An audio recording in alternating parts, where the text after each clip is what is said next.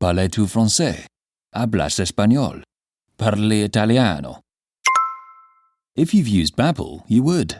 Babbel's conversation-based techniques teaches you useful words and phrases to get you speaking quickly about the things you actually talk about in the real world. With lessons handcrafted by over 200 language experts and voiced by real native speakers, Babbel is like having a private tutor in your pocket. Start speaking with Babbel today. Get up to 55% off your Babbel subscription right now at babbel.com/Wondery. Spelled BABBEL.com/Wondery. Rules and restrictions may apply.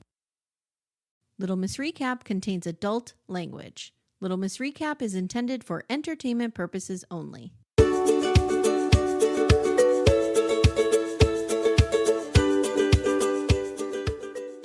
Hi everyone, welcome to Little Miss Recap. My name's Amy. Hi, I'm Amanda. And Leo. And Leo. Leo is here. He's been such a love bug of a nurse. I had a minor medical thing yesterday. All is fine, but he has been such a good little nursemaid. He is very cute, very cuddly. I woke up to Arlo's face on right between my boobs, like on my chest today, just staring at me, waiting for me to feed him. I see. It's a different experience. Sometimes he gets impatient. Yeah. For those of you unfamiliar, Arlo is my very over anxious, over eager border collie. Yeah. These guys don't sleep with us, so we're safe at night, but Arlo he sleeps in his bed on the floor, and Nellie, who can't fit in a bed because her knee is problematic, she just has a blanket that I lay out, and she lays on her blanket. Oh, sweet little girl. And we were lying in bed last night watching Righteous Gemstones, and everything was good with the world. And all of a sudden, they introduced the character of a monkey. Oh, no. And Nellie went bananas. So I shut it off. I'm like, well, can't watch that at night anymore. Clarkson's Farm, forget it. We had to lock her up. Oh my God. I just have to tell you real quick. Clarkson's Farm. Yeah. The new season just dropped. It's so, have you watched it in the past? Oh, no. It's so precious because they gave Jeremy Clarkson. So he has this helper, Caleb, who's like a farmer who does all the shit for him. Right. And he's a young guy and he's become famous because of the show. Okay. So now Caleb is like out on tour. Okay. And Jeremy has to do all the shit himself. So now he had to like hire somebody, and they hired him like a Gen Zer, and she's a young girl. She's probably my girl's age, maybe a couple of years older. And she's they call it drilling, but it's planting. She's driving the tractor and planting, and she's on TikTok. And it turns out she's like a big TikTok star. And there's this scene where Jeremy's like, what is TikTok? And they're like trying to figure it out. And then he's looking, he's like, oh my God, she's TikToking right now. TikToking. I'm like, this is the entertainment we need in the Archer house right now. It is. We really need to start Righteous Gemstones. So good. So good. We have not had a Getting Off Grid update in a long time. Okay. I don't know what's going on with him. He just stopped putting on videos. Now he is sending like proof of life. So he's alive. Okay. That's what I was worried about. Yeah. The winter had taken him up in Alaska. He's alive. But Getting Off Grid has not dropped a video. Let me see. Let me look on his YouTube channel. It's been a while because we watch everyone that comes out. Right. So let me see. Getting Off Grid. I just know that I saw like his proof of life video. Okay. Getting Off Grid. Okay. The last video he put out was a month ago. Okay. Yeah. Okay. So you and I both know the number one thing to being a content creator is consistency. Yes. I don't know what this guy's doing. But that's okay. It might be overly consistent. Who knows? Yeah. Might be too consistent. We're giving you too much consistency over here. So got a couple of Gen X people pleasers together, and this is what you get right here. This is what you get. So my daughter started Secret Lives of Mormon Wives. Okay. Yeah. So we're gonna see. By the way, she gave me permission to say her name now, so I can say Penelope because she's 18. Yes. Yes, she is. So I asked her permission. So Penelope and her boyfriend were starting Secret Lives of Mormon Wives last night. Okay. And so I checked in around episode 3. Okay. And her boyfriend's like, I don't understand what's happening here. These people all look the same and they're just whining about things. So he's assessed the situation perfectly then.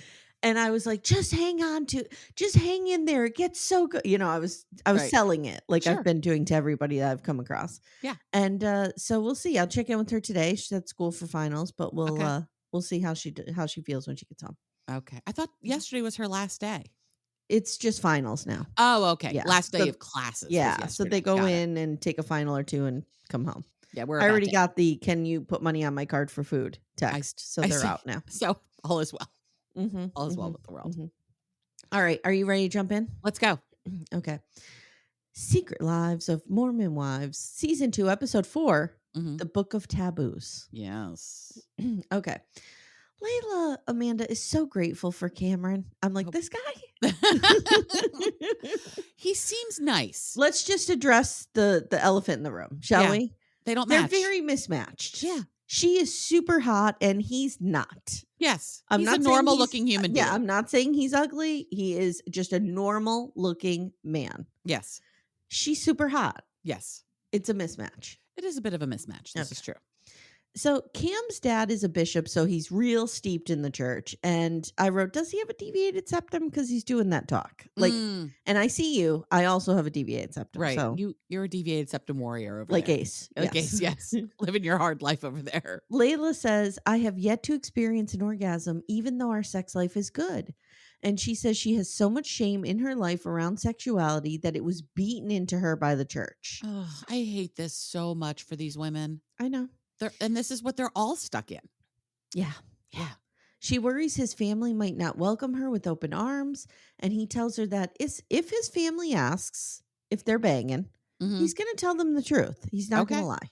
But he's not going to volunteer the information. That feels completely reasonable to me. Like, I've never necessarily volunteered the information of my banging people to my parents either.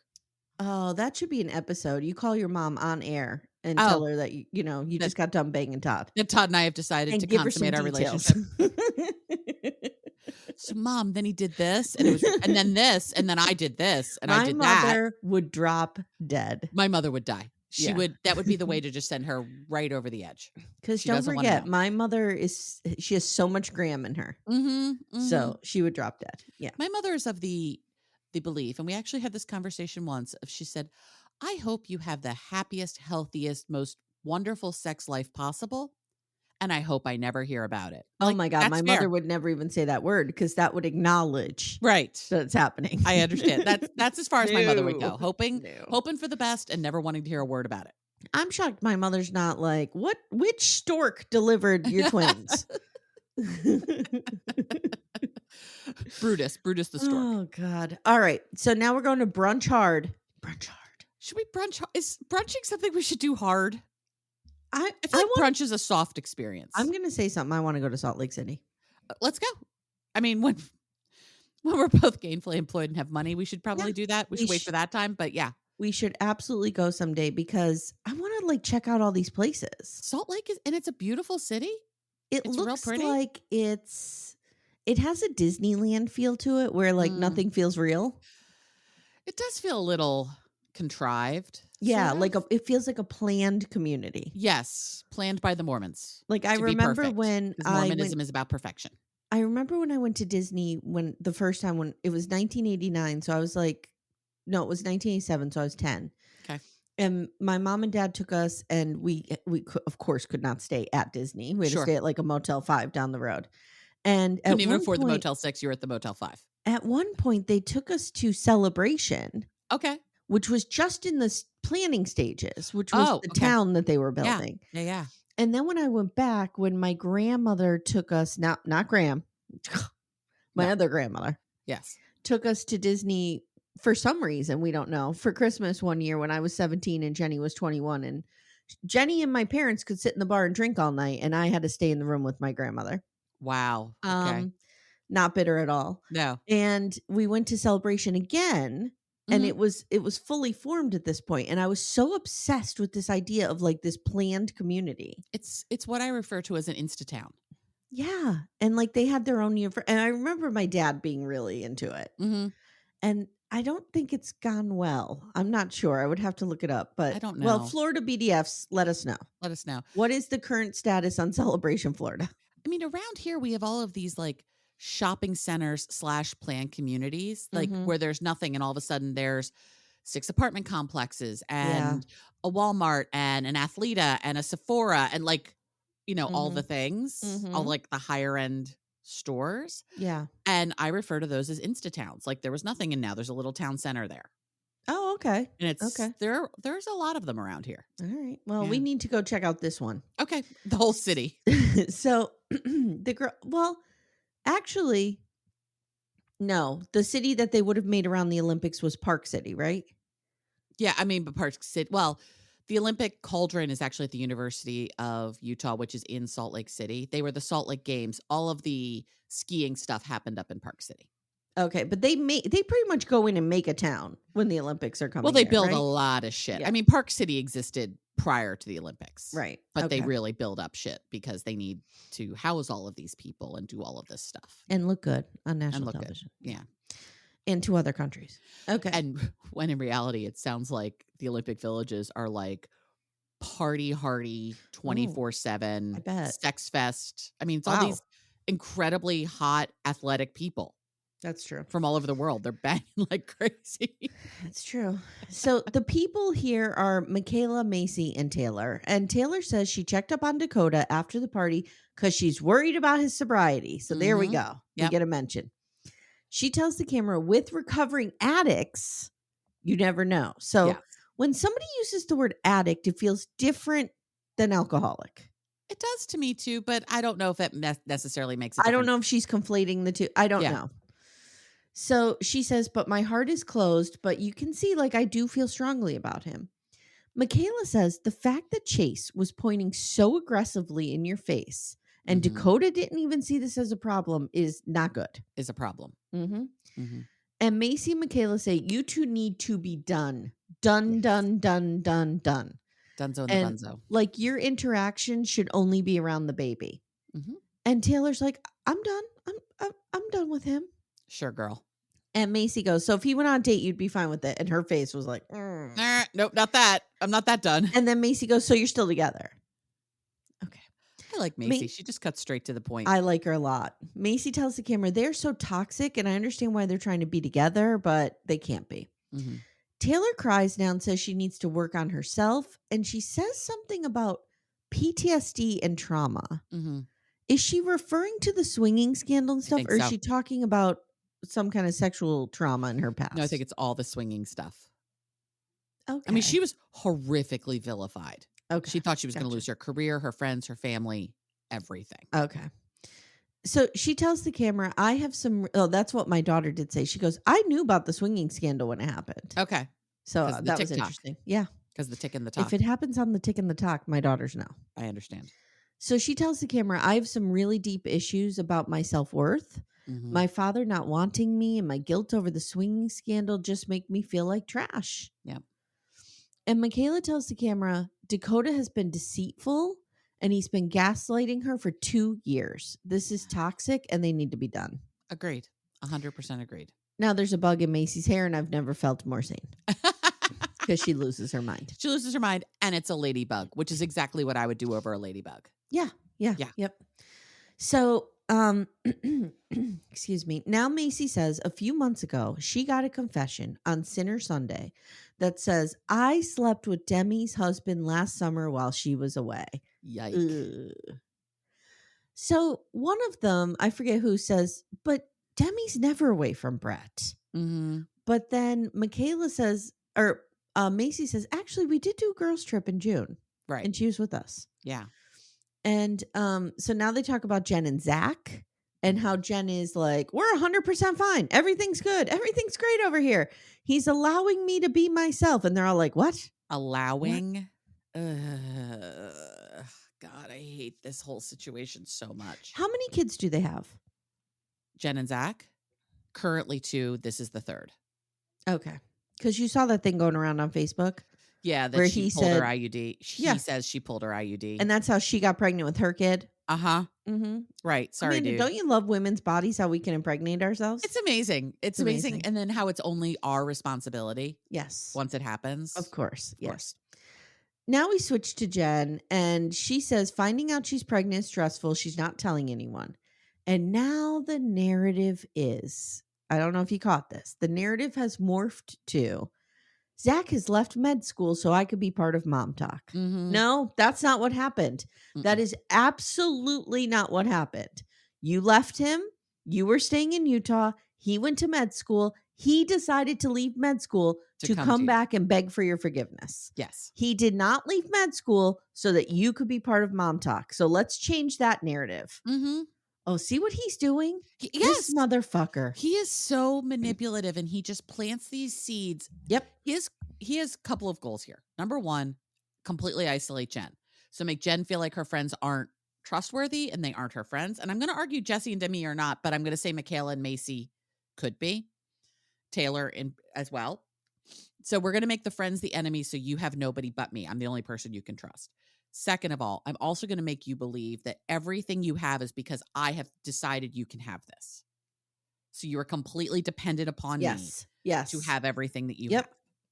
Because that's the way the dynamic of the relationship was set up. Yep. Because he was the rich boy and she was the quote poor girl and he saved her. Yep. And that's the way it's been set up. And he doesn't know what to do with the equalizing in power. And also he is planting seeds with everybody that Jen is untrustworthy. Yes. So that when she does eventually say, guys, I've got a real problem here. This guy's abusing the shit out of me. Everyone goes, I don't know if we believe you. Yeah, exactly. It's so diabolical what this guy is doing. I don't even know if he consciously knows what he's doing. He's learned this behavior somewhere. Somehow. Yep. I don't know how much of this is conscious. I don't know how much of this is unconscious. I don't know how much of this is I don't know what all the origins of this, but this is exactly what he's doing. And I see it clear as day. I need eyes on those parents. I'm telling you, something's up with his parents. Well, we saw how terrible they were season 1 and controlling of him. So she swings by Miranda's and she's like, can I ask you a question? Like, is co-parenting hard? She's asking the right questions. She's asking, when did you know you were done? How hard is it to do this? And Miranda basically said to her, look, there came a time where it was easier to be divorced than to be married. And we all hit that. Everyone who has ever asked for a divorce has hit that point of where divorce is less bad than staying where you are. 100%. And I think Jen is just terrified. Yes. Can I raise these kids by myself? And will I be shunned by my community? Will I lose my family? Will I lose all of this? Because let's not forget, we're steeped in the shame of Mormonism and divorce and all that hullabaloo. Yeah. Jen starts crying, says she feels so alone right now. And I feel this. Like, here's what I wrote. I wrote, she's going through the motions and internally she is screaming, stop, slow down, stop, slow down. But it's like her life is moving forward and she's not even a part of it. Like she can't stop it. Yeah. Do you know? And I remember a time when I was really free of my ex-husband. Yeah. And like I was starting to date Vito, the freezer man from Sam's Club. Like things were going well. When you're banging in the freezer at Sam's Club. Yeah. And I was really like kind of free of him. And then he pulled me back in and something had happened. Like I either thought Vito like was not going to work or I something caused me to go back to him. And I remember this exact feeling where you're like, oh, fuck. Like, you know, you made the wrong decision, but your life is going forward. And I feel like I can't even imagine how she feels being pregnant. I know. And knowing that she's made the wrong decision. Because that's what it is. The wrong decision that Jen made is when he showed up with that suitcase and she let him in the house. Yep. And being in a culture where having more children is everything, where family is everything, to upend all of that, particularly while she's pregnant, is going to draw the ire of people like no one's business. And it sucks. Yeah. And there's probably a little bit of, I'm not afraid of, but I don't know what his family's going to do, how they're going to treat me. Right. You know what I mean? Like there is a power dynamic here. Yes. Absolutely. And his family has the power. Yes, absolutely.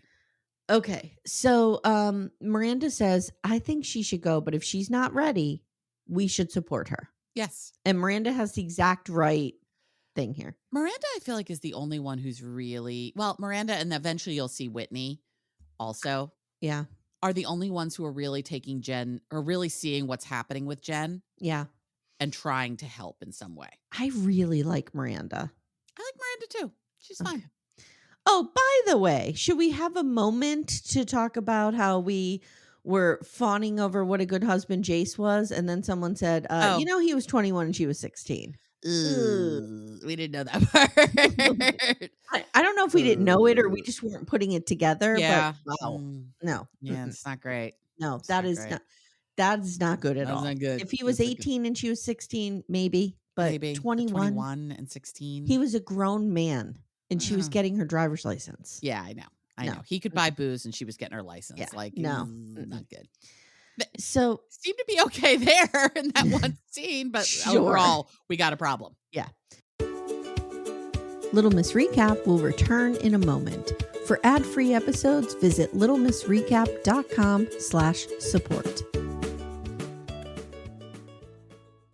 Amanda. Amy. For our sponsor, Lumi Gummies today, I have an idea. I think we should do a rapid fire bonus round. Which 90-day celebrity stars need a Lumi Gummy or have taken a Lumi Gummy maybe? Okay. Madeline. Oh, I have her on my list too. Manon. Manon could really use indica. Yeah, to calm her the fuck down.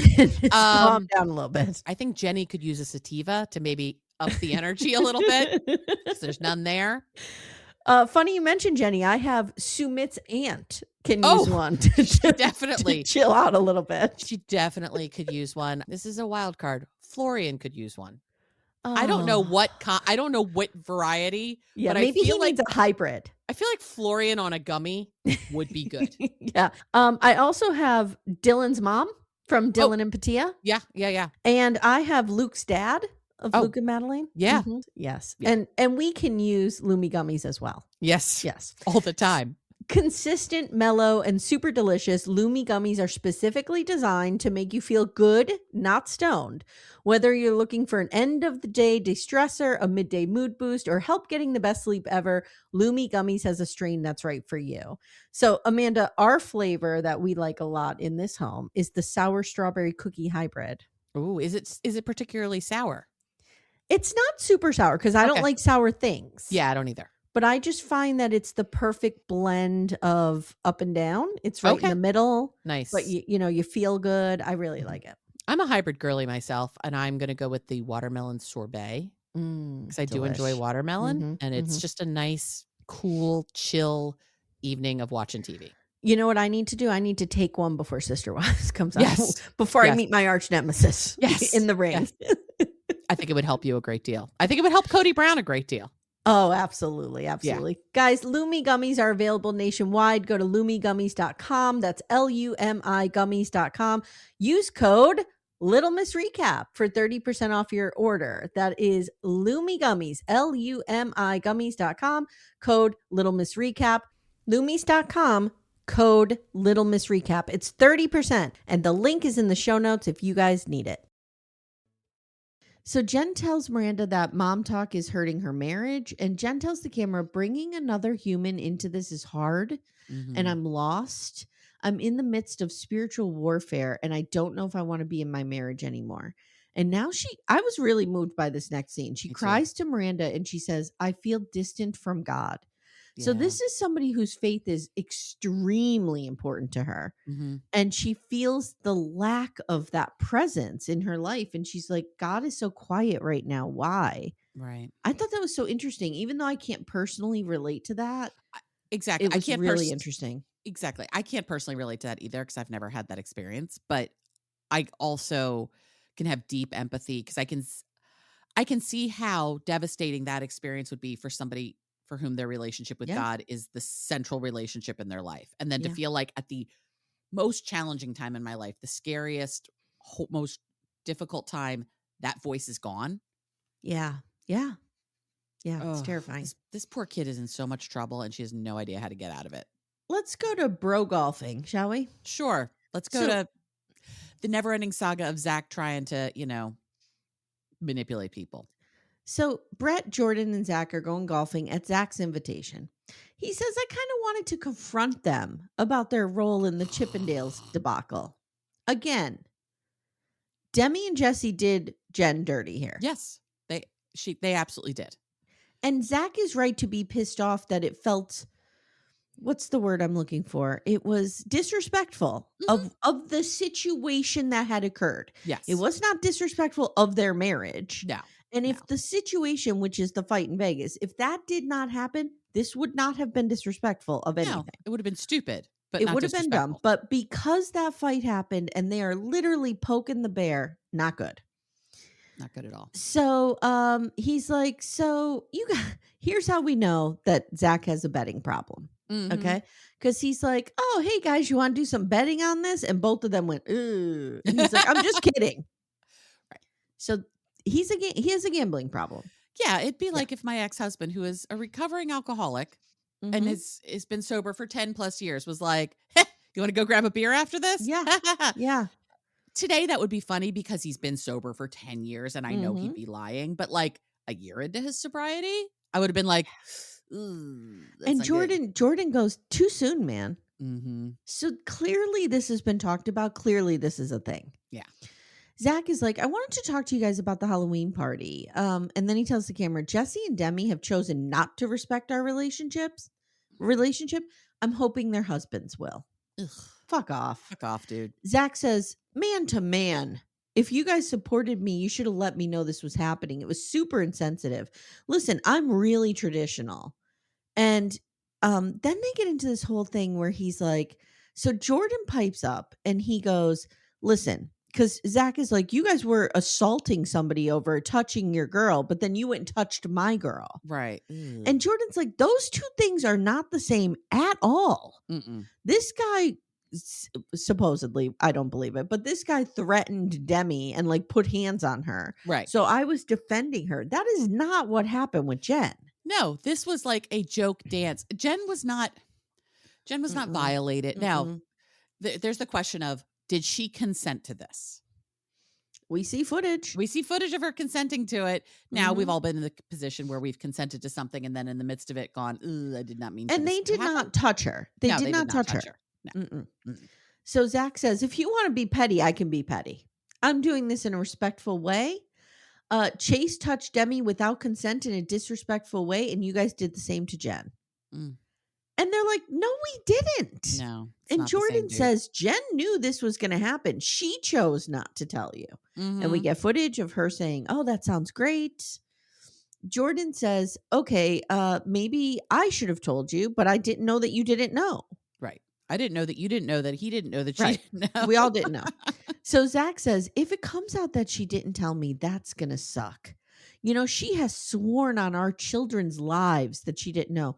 Why are you putting her in a position to have to swear on your children's lives that she didn't know something? About something stupid. Right. Like if I say, I swear on my grandmother's grave, what has preceded that statement is somebody pushing me. Yes. Or somebody backing me into a corner. Yes. It's not like we're just in a casual conversation. I'm like, I didn't know. I swear on my kids' lives. Right. No, he was pushing her. Of course he was. So, all right. Bret says, I think Jen is Bret speaks up now as the grandpa, as the elder statesman. And he says, I think Jen is sort of a moving target and responds to how she thinks you will respond. He's nailed it. He has. Because she's scared of him. Right. Here's the thing. Bret could be their parent. Bret's like 47 and Jen's 25. He could 100% be her dad. Yeah. Without it being particularly creepy. Yeah. Yeah.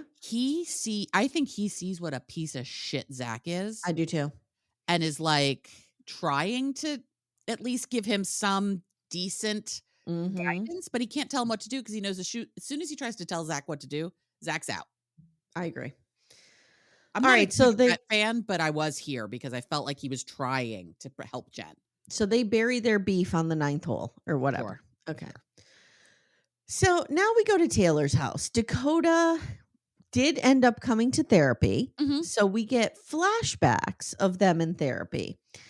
Her telling him, I wanted you to man up and yell at Chase. Like it's all about being a man, a man. I hate this. I hate this shit too. And Dakota says, maybe if you acted like you wanted anything to do with me, I would have defended you. Okay. These two are so toxic for each other. It's so bad. Taylor says, I've been insecure and these last few years have been hard. And in therapy, she talks to the therapist. We don't see the therapist, but she talks to the therapist about the family dinner and about how her parents shamed her. And Dakota says, all I want is forgiveness. I will start showing up for you and working on things when you forgive me. No, that's not how it works, dude. No. Nope. No, you got those in reverse. She'll forgive you when you show up and start working on things like a human being. Yeah. Then he says, I'm sorry I failed you. I really am. And Taylor says, I feel like we had a mini breakthrough here. Okay. Like I saw in that therapy session a vulnerability in him, and it was like the Dakota that I fell in love with. Okay.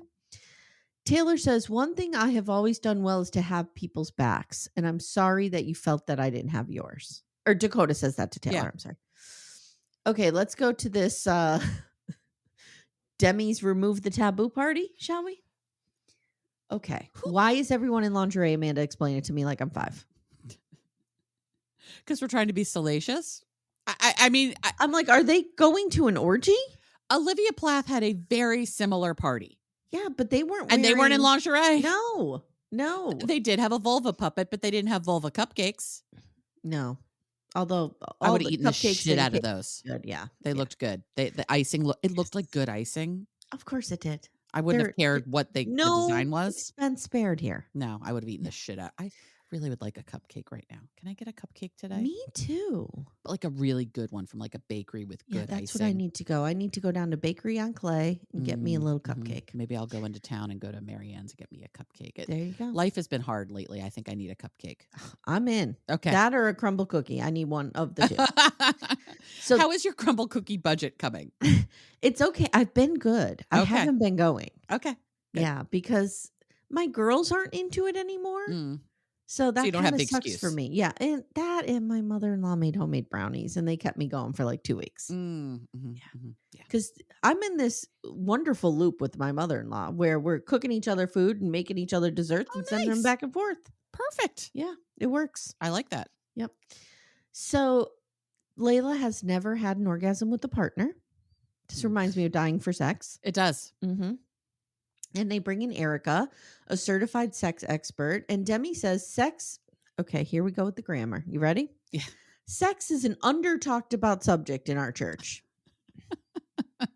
I just have to let it go, right? I just have to let it go. Just let it go. Let it go. Of all the challenges, this is the least of the worries we have with these young women. I know.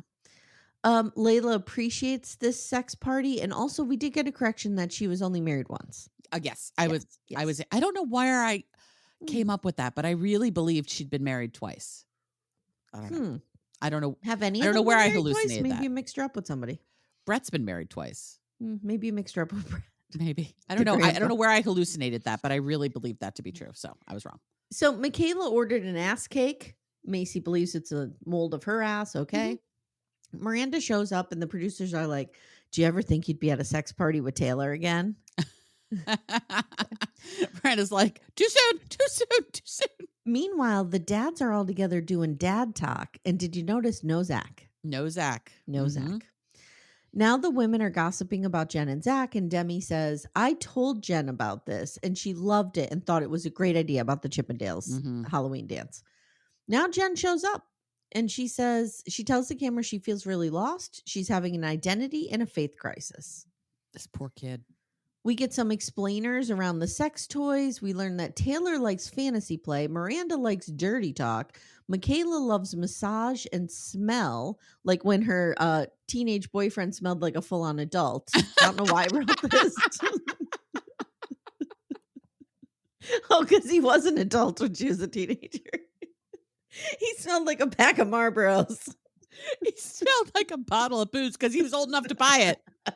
And she was 5 years from that. Sometimes I write the joke, guys, and I don't get it until I say it. Oh, bless. Okay. Michaela's like, I love smell like when my teenage boyfriend smelled like the parts factory because he had a full-time job. So Layla likes seeing her partner enjoy it. But Demi presses back on that and says, but what do you like for you? This was fascinating. And she can't answer it. She has no answer. Honestly, at her age, At her age, I would have known what I liked, but I wouldn't have been able to articulate it. I would have been way too embarrassed. How old is she? 23. Yeah, you're not having great sex at 23. I mean, it's okay. It's okay. But it's not what it is at 33 or 43. Right. So now they put masks on and they're doing things to one another with toys, and they talk about kissing other girls. And Taylor tells the camera, I've kissed a lot of girls in my life. Miranda's a really good kisser. Mm-hmm. Layla jumps on the inflatable sex chair. Erica handcuffs her. She's doing like a little pat with her. Yeah. Layla discovers she likes it a little hard and a little rough. Good And girl. she's going to go home and tell Cam. Go for that. Get it, girl. Cam. You know what? Maybe Cam is the perfect guy for her because he will fucking worship the ground she walks on. I actually think this makes a lot of sense because I think she doesn't want a bro. She doesn't want a bro because I think she's realized that bros are fuck boys. Yes. And it seems like Cam seems like a dedicated guy to her.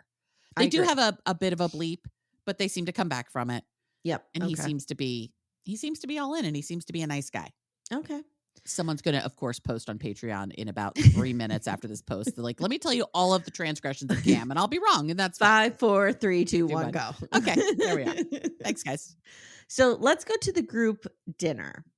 So, oh no, wait, I have one note on Jen here. The group asked Jen about her and Zach, and she's like, we're okay, but it's been a lot. Taylor tells the camera, Demi talks a lot about projection, which is funny because she's all over this Jen and Zach thing. So what's wrong with her marriage? So we get some foreshadowing. Okay. Yeah. So now we go to the group dinner. Macy has gotten a book deal, and I'm going to read this book. Which is so fantastic for her. Good girl. She's working on a memoir to help other women who are stuck, maybe I wrote in high control religious situations, like it sounds like.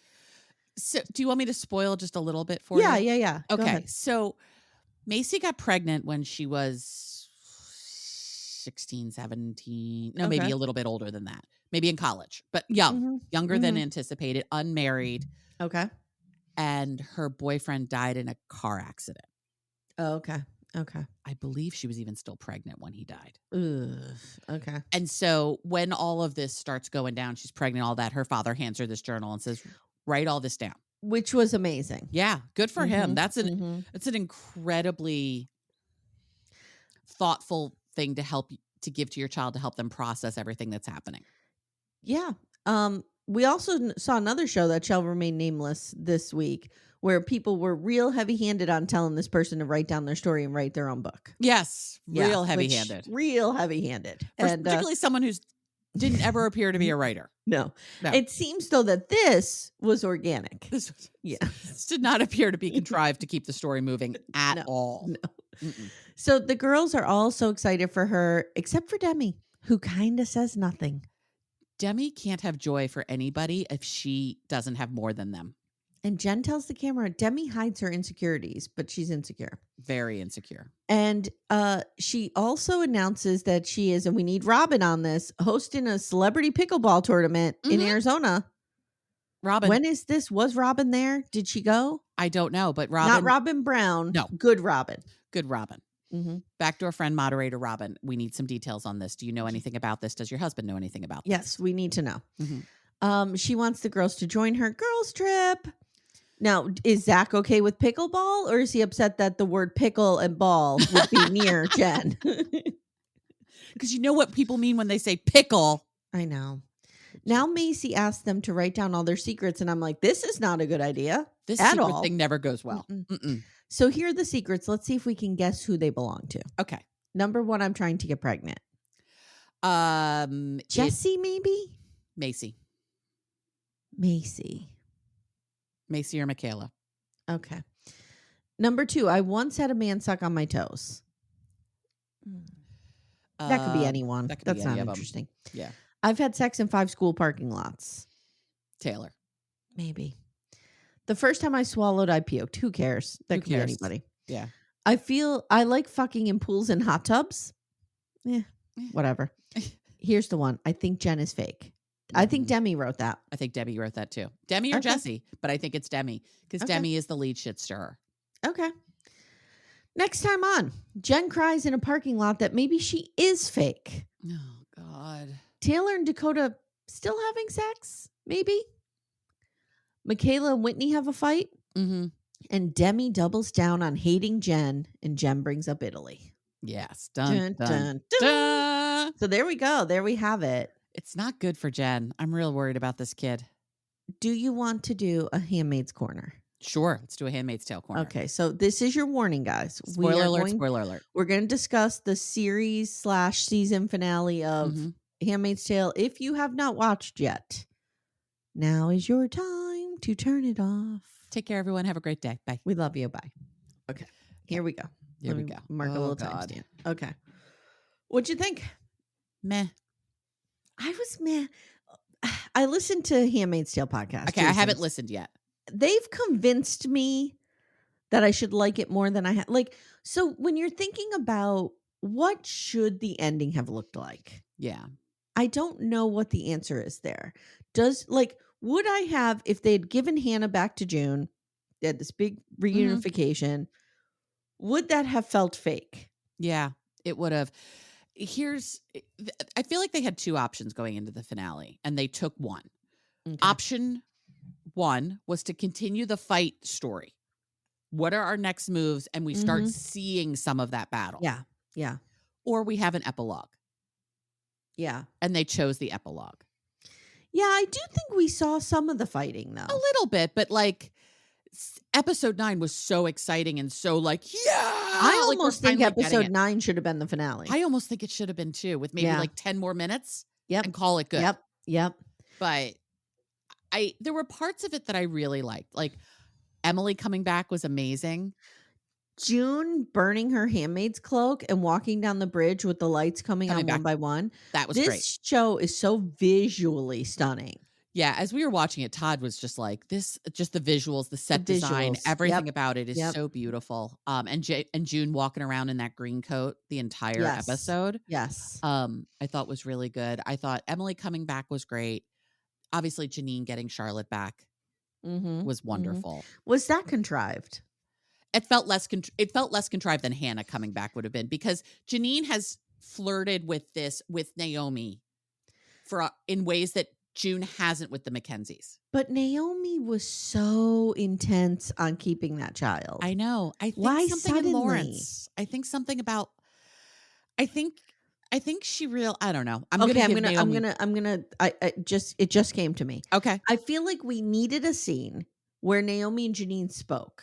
Yeah. And maybe where Naomi is crying and talking about how she knew Joseph would want this. Yeah, maybe. You know what I mean? We needed to see that. Like, it wasn't just like, here's your kid back. Right. Bye, sorry. Right. Like, sorry about that. Yeah, we needed, if that was the impetus, I think you're right, then we needed to see that. Yeah, I think it came down to the fact that Naomi realized that without Joseph, there's no gentle parenting in this. Because Naomi didn't really give a shit about this kid. She only cared about this kid because she wanted a kid, not because she loved this baby. Little Miss Recap will return in a moment. For ad-free episodes, visit littlemissrecap.com/support. What I would have done as a writer is I would have had Lawrence tell her something that she then could have repeated to Janine. Yeah. Something more so than, like, I know he told her, like, it's our job to guide her and to teach educate her. But something else, like if he had dropped a nugget in that conversation with her where he said, like, you know, I want you to be her mother, her true mother, right. Something like that. And then she echoed that to Janine and the meaning changed slightly where you could see it going to Janine. That would have worked beautifully. That's what I would have done as a writer. Yeah. But we missed a step there. They missed a step. Yeah. It didn't. But I was also glad that Janine. I was so glad. Yeah. Janine has been through so much shit. And I don't doubt that there's the potential that Lydia also talked Naomi into this. Yeah. Yeah. Yeah. I have to say such too, a fascinating character. Anyway, Lydia's a fascinating character. She's going to be in the Testament, so that'll be good. But we'll talk about Lydia in a second. This whole thing with June using the Gilead speak really doesn't rub me the right way, and it hasn't the last few episodes. I don't like it either. Like her running around saying under his eye, blessed be the fruit. Like she's not saying those direct things. Right. But she's like using a lot of religious speak. Yeah. And that does not, you you would have so much religious trauma after this situation. Yes. I can't imagine. And it's not like, I think where the disconnect is coming from me is June was not a religious person going into this That we knew of. that we know of. We've Yeah. never seen her talk like this in flashbacks and nothing. So like for her to be, I don't know, it just didn't ring true to the character. Yeah, it felt weird to me too. Yeah. Unless if she had been doing it a couple seasons ago as a tool to help Yeah. her get through situations, I would have felt better about it. But it felt Yeah. like at the 11th hour, we're using it as a tool to help her get through And I feel like situations, which is she weird. used it a couple times as manipulation, Mhm. and that was dead Perfect. on. Yeah, but she used it to manipulate Lydia for sure, yeah, I don't which know. was great. Let's talk about Lydia for a second. Yeah. I think at the end of the day, Lydia might be the only true believer here. And what I mean by that, the true believer in Gilead, because she believed in it not to serve her own purposes. Yes, I agree. Everyone I agree. else bought into Gilead for their own betterment. Yes. Lydia just believed it. Yes. And she believed she was doing right by everybody by taking care of her girls. She was somebody who, and this is very,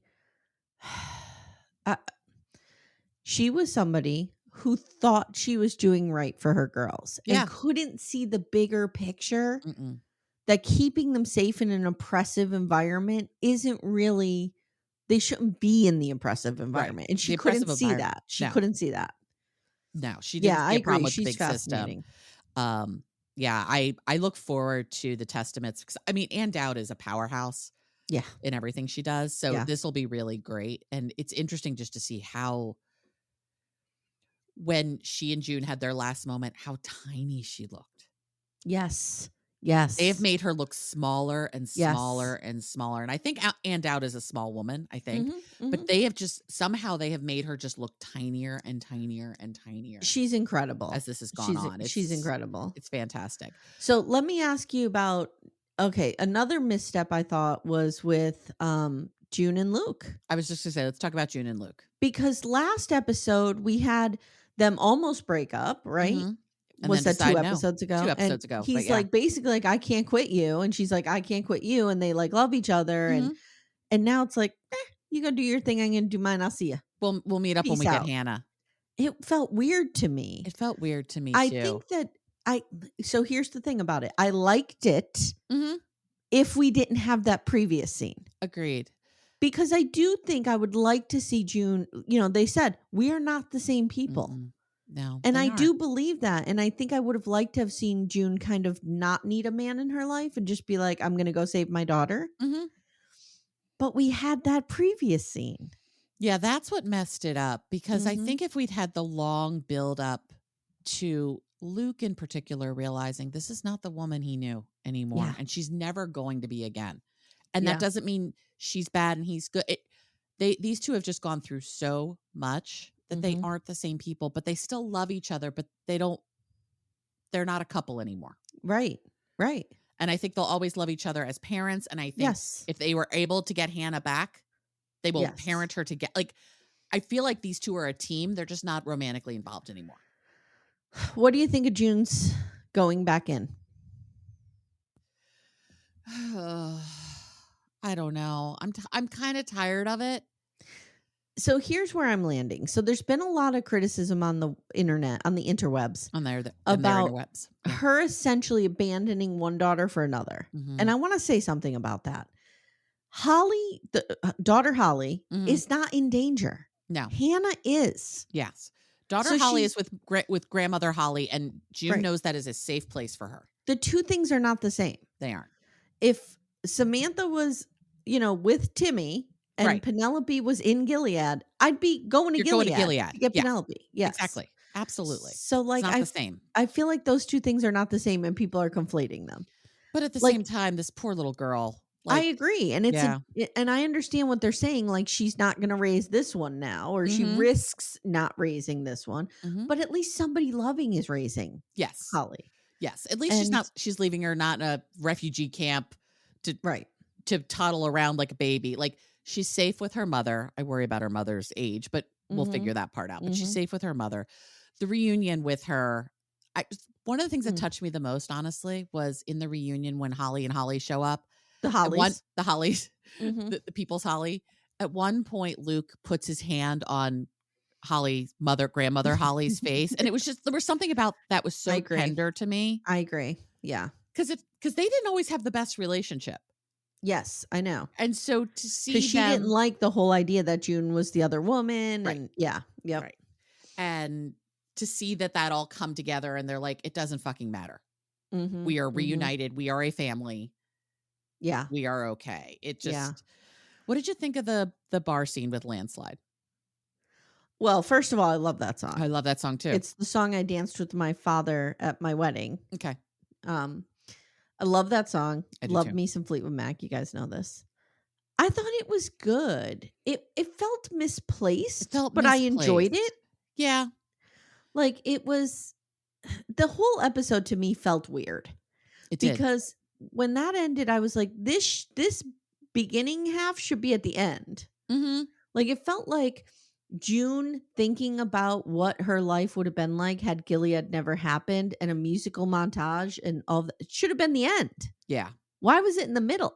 Yeah. It was weird. So many people thought that was the end of the episode. Yes. And I did we too still at have half first. an episode here. Right. I was like, I actually paused it in the middle of it going, Yeah. did that go that fast? I liked the idea of it. I like the idea of it too. One of the things that Daphne and Wendy were saying over on the Handmaid's Tale podcast was they were saying life can never go back. Like when we think about our country now and this whole MAGA movement and everything that's going, it will never be the same. We can never go back to like the Obama years or the George W. Bush years. No. Like something has ripped in our country and you just can't stitch it back together. Nope. You have to create something new. Right. You have to create something new. So like, and I like that idea because they will never be the same after Gilead. And you can apply that to June and Luke. Yeah.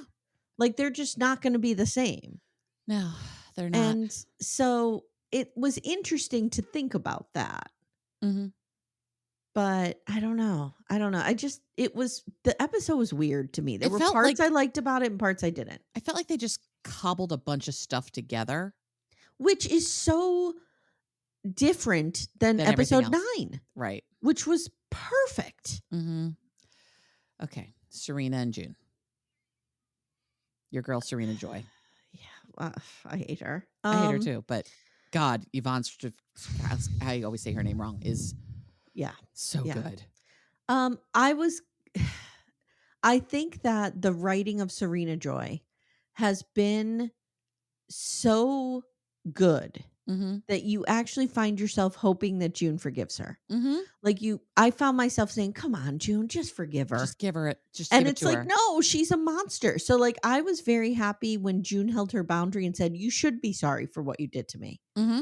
I never could have done that in that moment. People pleasing Amy, I would have been like, it's okay. No big deal. Really. It was all fine. I mean, holding me down while your husband raped me month after month. Fine. It's fine. Forcing me to fuck the driver so that I could get pregnant so you could steal my baby. It was fine. okay. It's all good. But when we think about like Serena has been the reluctant rebel fighter, right?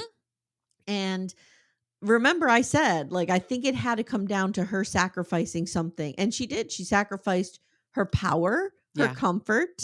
And we see her at the end with just a cot and a lamp and the like baby. June. And it almost looked for a minute when they panned out that it was like the Red Center. Yeah, it kind of did look like that. Yeah. It was really interesting. It was. I don't know.